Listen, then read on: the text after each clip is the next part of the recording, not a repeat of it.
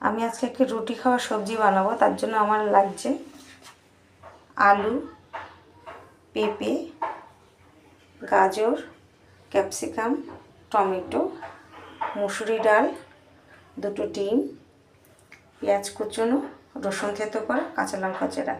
সবজি তেলে আমি 5 ফোড়ন, শুকনো লঙ্কা, তেজপাতা দিয়ে দিয়েছি। ফোড়নটা আমার হয়ে গেছে। এবার আমি এর মধ্যে পেঁপে, আলু,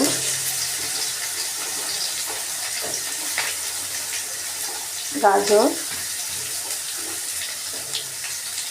দিয়ে কষিয়ে নেব। ক্যাপসিকাম কুচানো, টমেটো কুচানো দিয়ে দিলাম। এবার আমি দেব স্বাদ মতো নুন, হলুদ। মশলাটা ভালো করে কষিয়ে নেব। এই সবজিটা একটু তার সাথে ভাজা ভাজা হয়ে যাবে।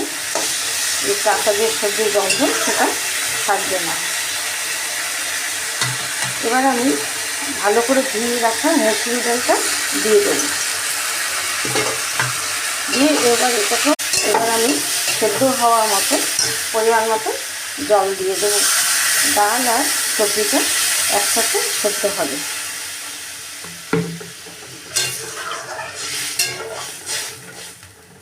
এবার আমি ঢেকে দেব।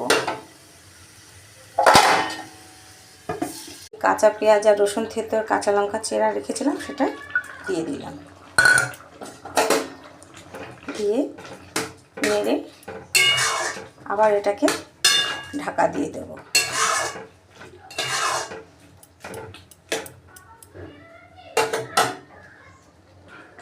এবার যে আমি ডিম দুটো রেখেছিলাম সেটা আমি ভেঙে গুলে রেখেছি।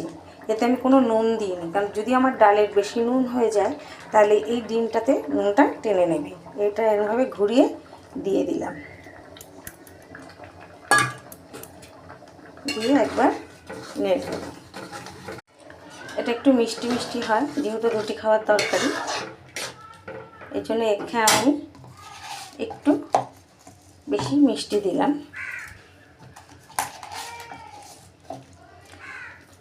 দু চামচের মতো মিষ্টি দিলাম।